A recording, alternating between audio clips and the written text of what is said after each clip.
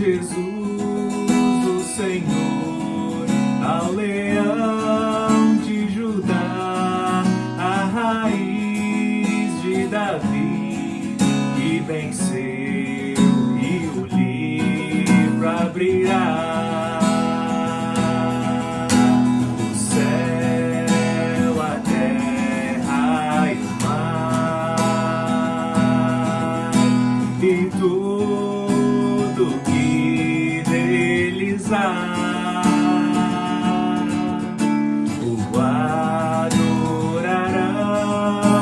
e confessarão: Jesus Cristo é o Senhor, Ele é o Senhor, Ele é o Senhor. Ressurreto dentre os mortos, Ele é o Senhor. Todo joelho se dobrará, toda língua confessará que Jesus Cristo é o Senhor.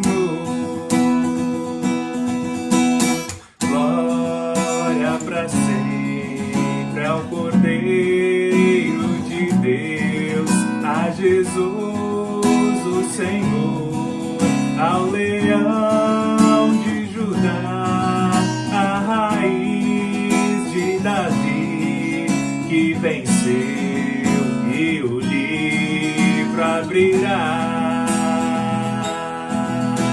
O céu, a terra e o mar, e tudo que neles há, o adorarão e confessarão: Jesus Cristo é o Senhor, Ele é o Senhor, Ele é o Senhor. Ressurreto dentre os mortos, Ele é o Senhor. Todo joelho se dobrará, toda língua confessará que Jesus Cristo é o Senhor, Ele é o Senhor, Ele é o Senhor. Ressurreto dentre os mortos, Ele é o Senhor. Todo joelho se dobrará, toda língua confessará que Jesus Cristo é o Senhor.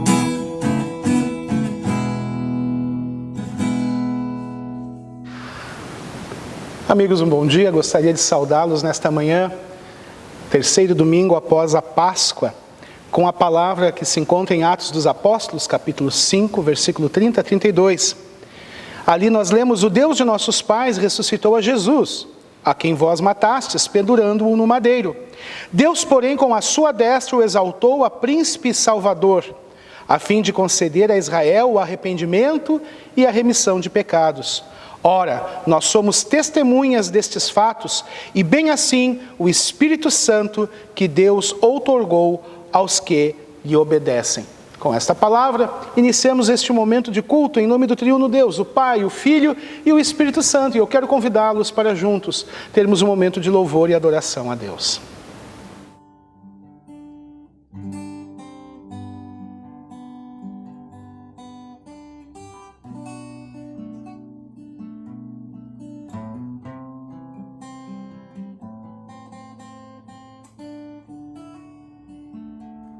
Nosso Deus é soberano, Ele reina antes da fundação do mundo. A terra era sem forma e vazia, o Espírito do nosso Deus se movia sobre a face das águas. Foi Ele quem criou o céu dos céus, fez separação das águas da terra seca. Foi Ele quem criou os luminares, criou a natureza e formou o homem. Glória a Deus por suas maravilhas, pela sua grandeza. Glória a Deus, glória a Deus por suas maravilhas, pela sua grandeza. Glória a Deus.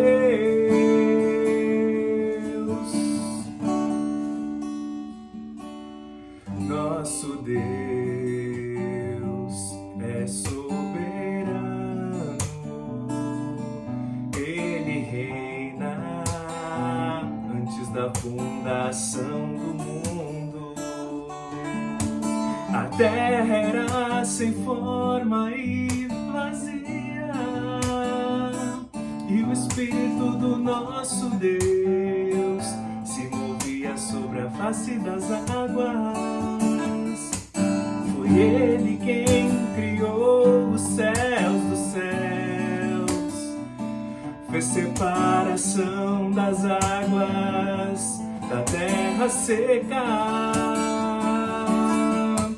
Foi Ele quem criou os luminares, criou a natureza e formou o homem. Glória a Deus por suas maravilhas, pela sua grandeza. Glória a Deus, glória a Deus por suas maravilhas, pela sua grandeza. Glória a Deus, glória a Deus por suas maravilhas, pela sua grandeza. Glória a Deus, glória a Deus.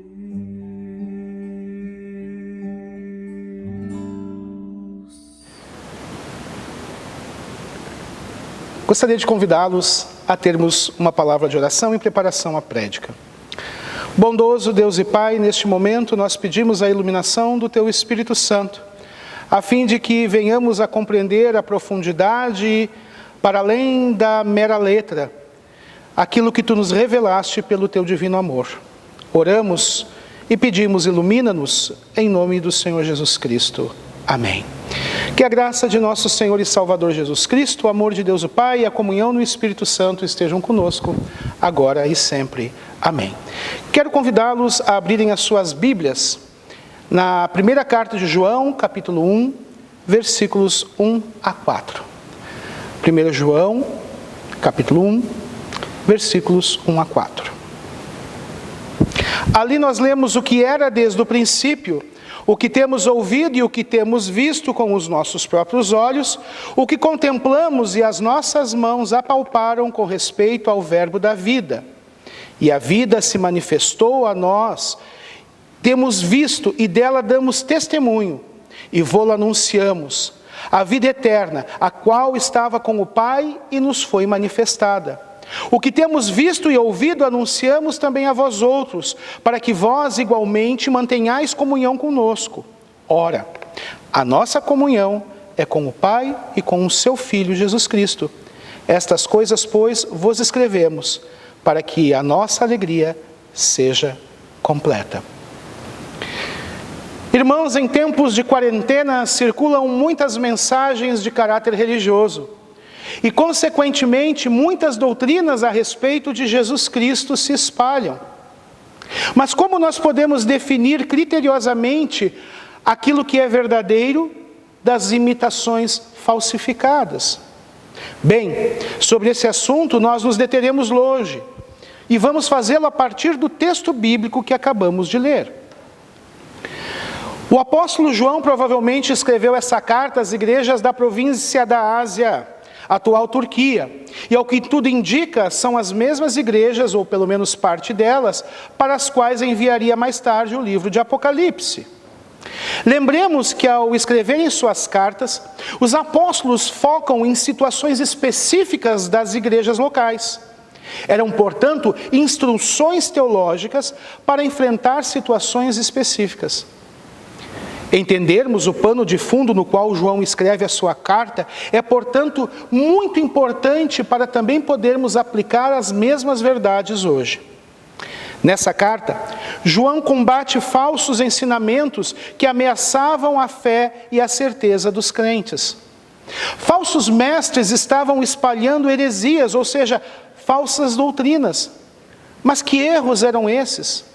Ao que tudo indica, alguns pregadores que antes tinham sido cristãos, abandonaram a igreja e a fé, e estavam propagando uma forma totalmente herética, errada de cristianismo.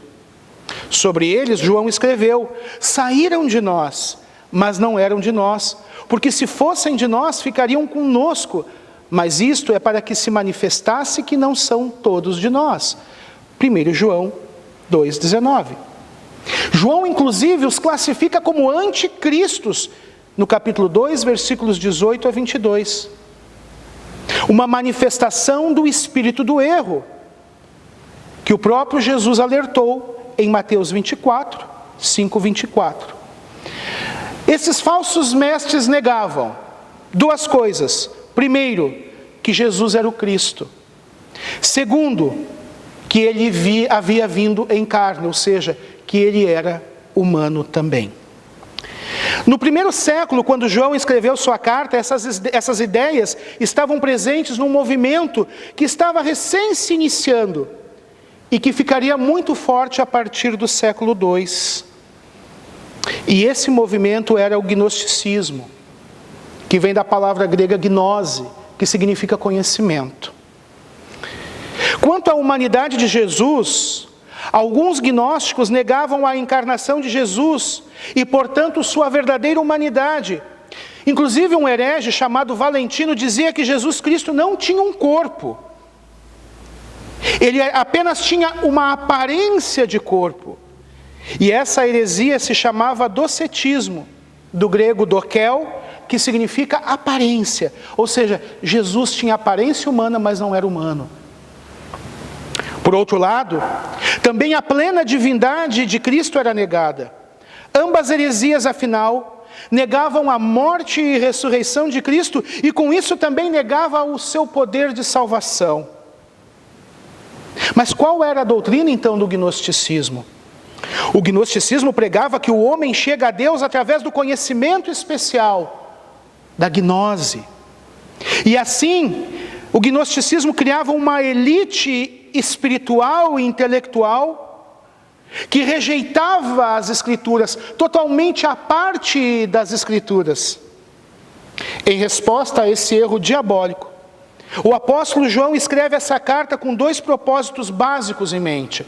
O primeiro, revelar os erros doutrinários dos falsos mestres.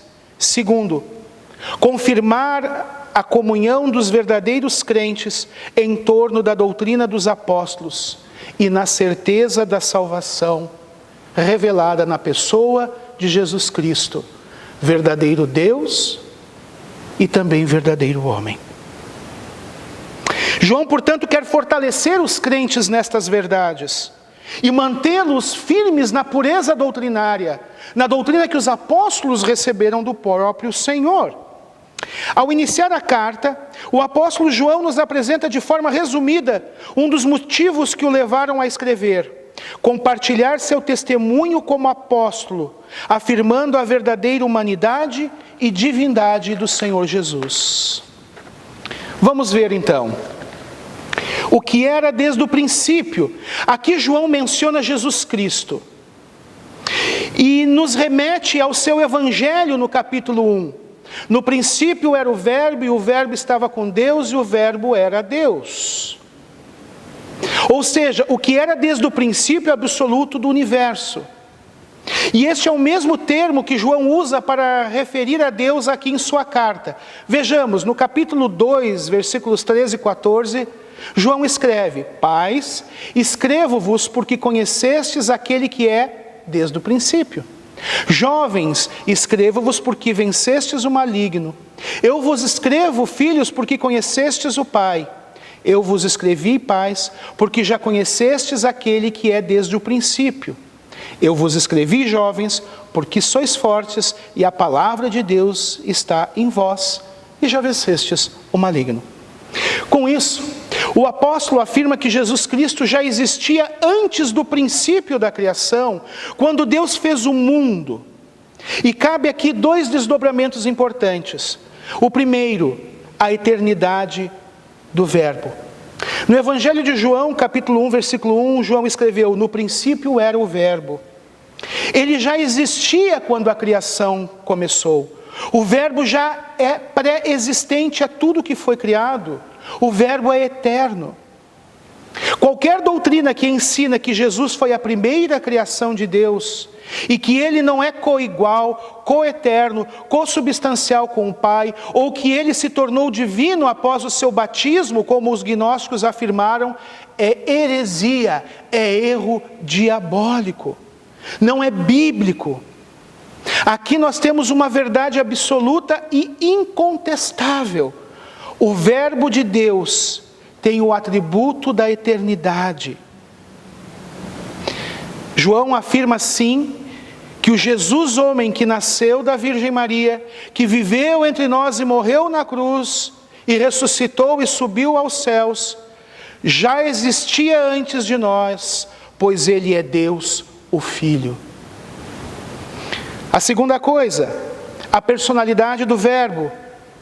João ainda acrescenta no seu Evangelho, capítulo 1, versículo 1, e o Verbo estava com Deus. Esta expressão na língua grega significa que o Verbo estava face a face com Deus. E ora, meus queridos irmãos, ninguém pode ficar face a face com o Pai, a não ser alguém que seja igual em substância, em natureza.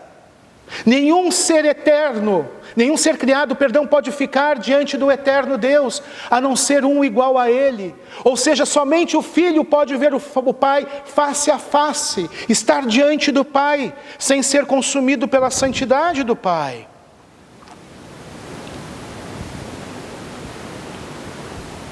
Assim, o Verbo não é uma energia impessoal, mas uma pessoa que se relaciona com Deus Pai desde toda a eternidade, face a face, em posição de igualdade. Eterno é o Pai, eterno é o Filho, eterno é o Espírito Santo. Incriado é o Pai, incriado é o Filho, incriado é o Espírito Santo. E os três são um único e verdadeiro Deus. Três pessoas distintas, um só Deus. Este é o mistério da Trindade que deve ser adorado. O Verbo é uma pessoa, e esta é uma verdade inquestionável do cristianismo. O que temos ouvido, o que temos visto com os nossos próprios olhos, o que contemplamos e as nossas mãos apalparam com respeito ao Verbo da vida, segue João agora em sua carta. O Verbo eterno, pré-existente, se manifestou neste mundo com um corpo humano, Jesus Cristo de Nazaré. João e os demais apóstolos são testemunhas oculares dessa verdade. Aqui João emprega palavras cheias de vida e paixão para defender que Jesus Cristo, verdadeiro Deus, era também verdadeiro homem em um corpo físico. Seu testemunho é objetivo. Eles tocaram, eles tiveram contato físico com Jesus. E isso só seria possível porque Cristo é real, é de carne e osso.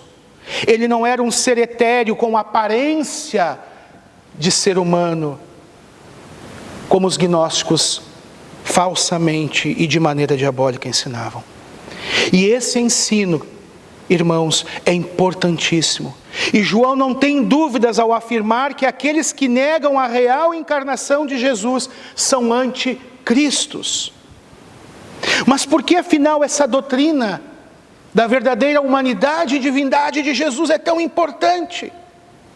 De fato, se a morte e ressurreição de Cristo não fossem concretos e reais, pois só poderiam ocorrer se Cristo tivesse um corpo humano real, e só acontecesse aparentemente, então nossa fé seria inútil e estaríamos escravos ainda de nossos pecados.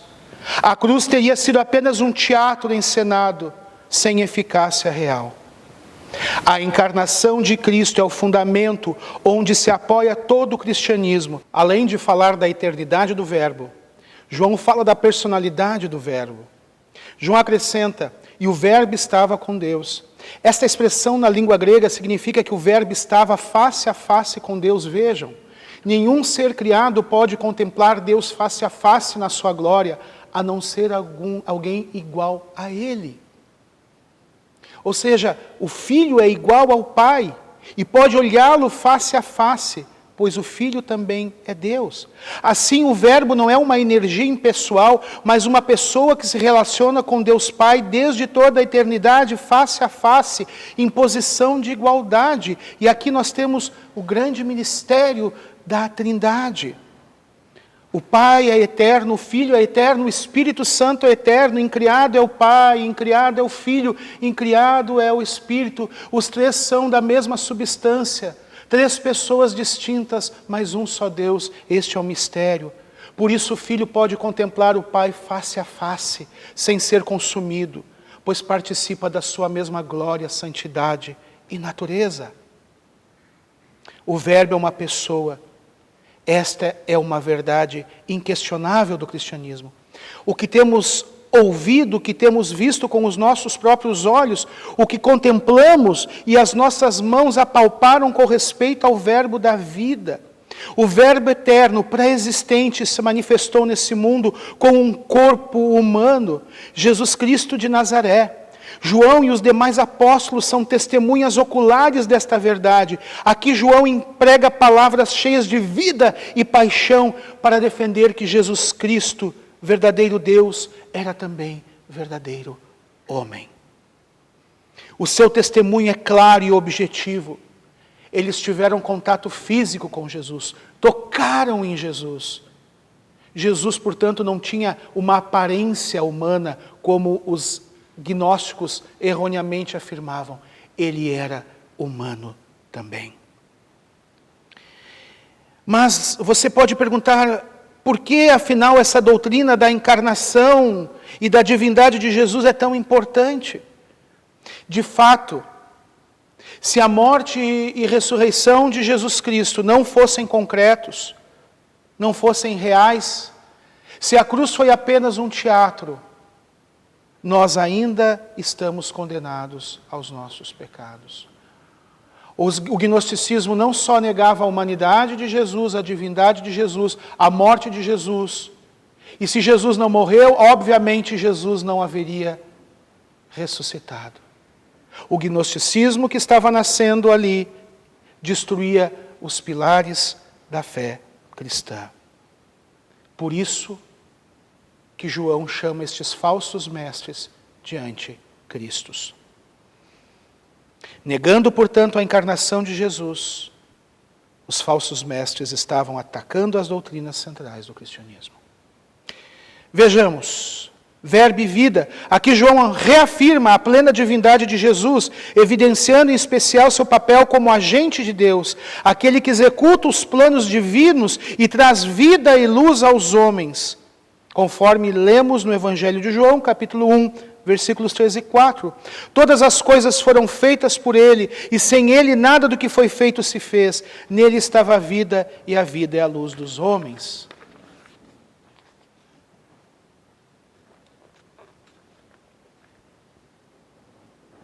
O Verbo é o Criador de todas as coisas. Ele não foi criado, mas é o Criador de todas as coisas. Ele não teve origem, mas é a origem de todas as coisas. Ele criou as coisas visíveis e invisíveis. Criou tudo do nada, segundo o seu soberano poder.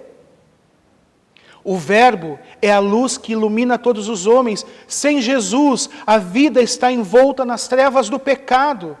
Deus, o Filho, se fez pecado por nós, assumindo o nosso lugar como nosso fiador. Se fez maldição por nós e sorveu sozinho o cálice amargo da ira de Deus, morrendo morte de cruz, para nos dar a vida eterna.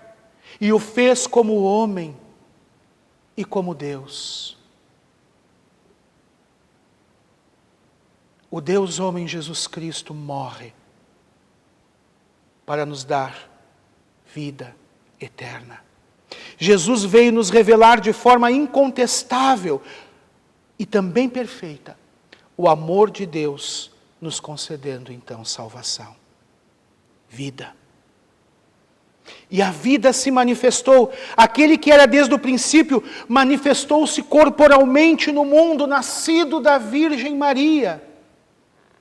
Ele padeceu sob o poder de Pôncio Pilatos. Ele foi morto e sepultado, e no terceiro dia ele ressuscitou. Esta é a grande manifestação de Deus no mundo. Além de ser verdadeiro Deus, repito mais uma vez, ele era verdadeiro homem, com um corpo concreto, humano, tangível, palpável. João escreve que ele e os demais apóstolos são testemunhas dessa maravilhosa manifestação de Deus na história da humanidade. E nós temos visto e dela damos testemunho e vô-la anunciamos, segue João. João combate o ensino dos falsos mestres ao apontar para o único ensino do válido sobre a salvação.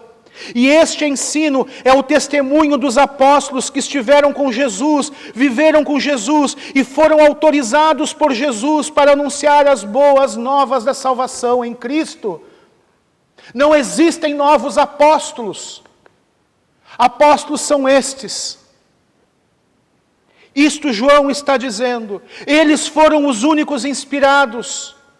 Nós somos iluminados pelo Espírito Santo para pregar a palavra de Deus inspirada que Deus colocou no coração dos profetas no Antigo Testamento e dos apóstolos.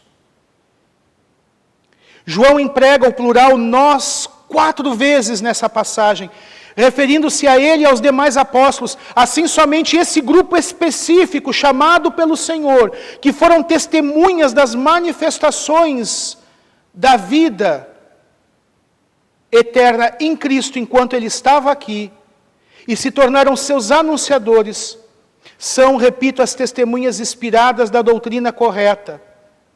Por isso a Reforma diz sola Scriptura. Por isso a Escritura é norma normans, ou seja, ela é norma sobre todas as normas, pois ela é inspirada.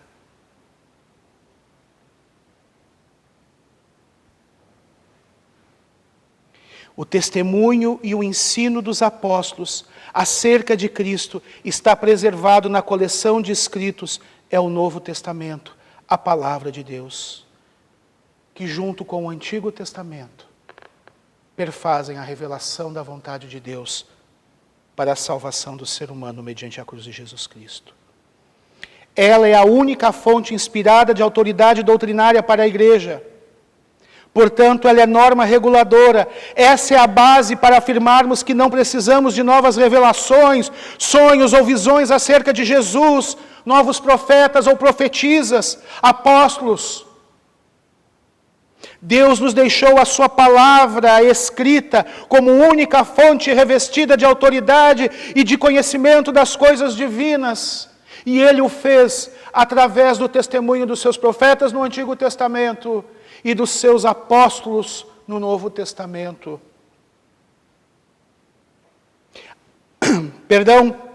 A vida eterna, a qual estava com o Pai e nos foi manifestada, segue João.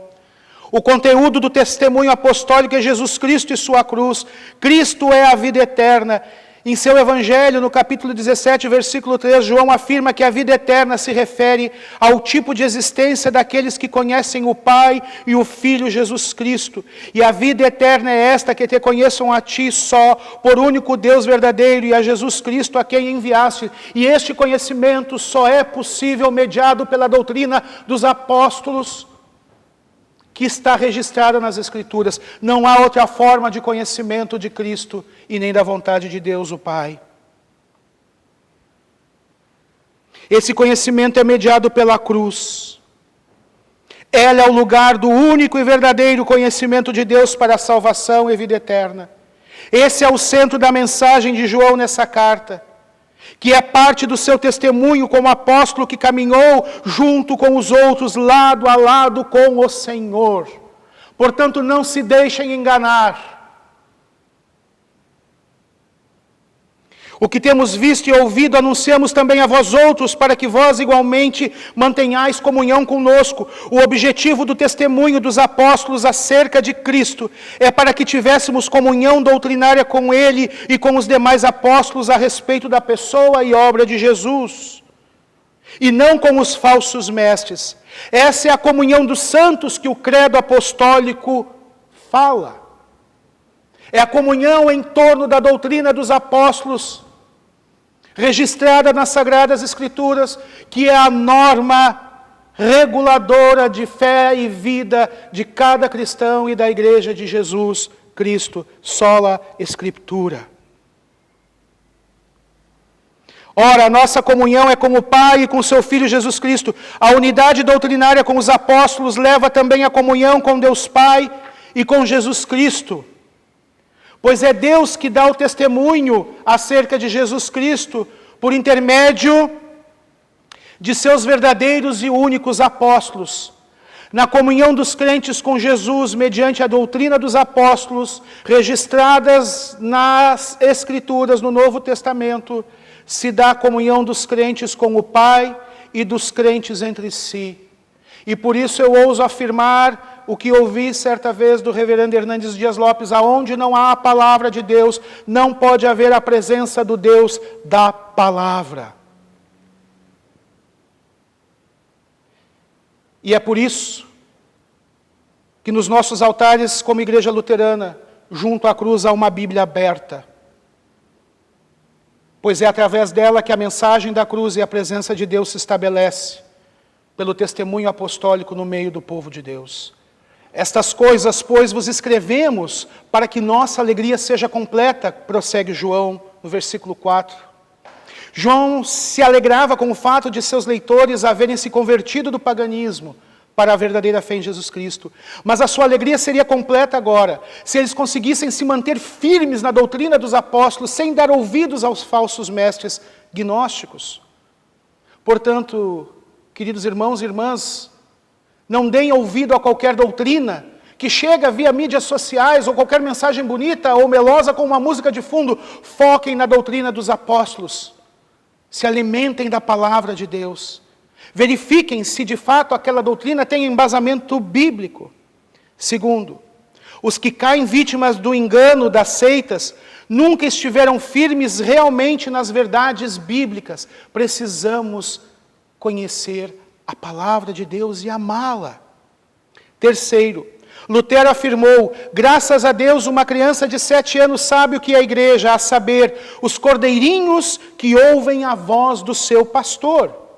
João nos exorta que conhecer bem o ensino apostólico, estar firmado nele, é crucial para a sobrevivência da verdadeira igreja no mundo, a fim de que a igreja zele pela pura pregação do Evangelho e a correta administração dos santos sacramentos. Por isso precisamos ouvir a voz do bom pastor, mas aonde ela ecoa? Na doutrina dos apóstolos inspirados por ele, que andaram com ele, através daquilo que os apóstolos nos deixaram escritos nas Sagradas Escrituras, nós ouvimos a voz do bom pastor.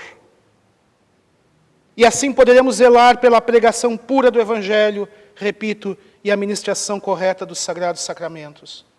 Quarto, podemos perceber mais uma implicação de nossa pregação a partir do texto. A doutrina apostólica é a base para a verdadeira comunhão. As Escrituras são a base da comunhão entre os cristãos, comunhão verdadeira, baseada na cruz e não em sentimentos apenas. Quinto, e finalizando, percebemos por intermédio do que ouvimos, que as reivindicações dos auto-intitulados apóstolos modernos não têm fundamento bíblico, pois lhes faltam as qualificações que os apóstolos de Jesus tiveram. E dentre elas o testemunho ocular e pessoal da ressurreição do Senhor Jesus Cristo. Não se deixem enganar. Que Deus assim nos abençoe. Convido a todos para, em resposta a esta pregação, louvarmos ao Senhor com um cântico.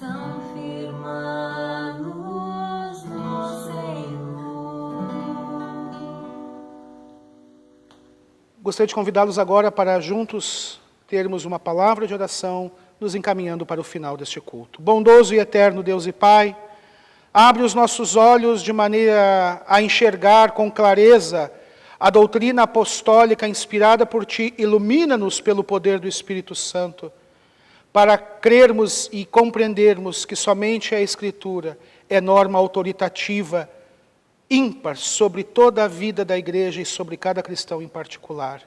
Livra-nos dos desvios e das heresias e dos falsos mestres, e guarda o nosso coração íntegro na Tua palavra.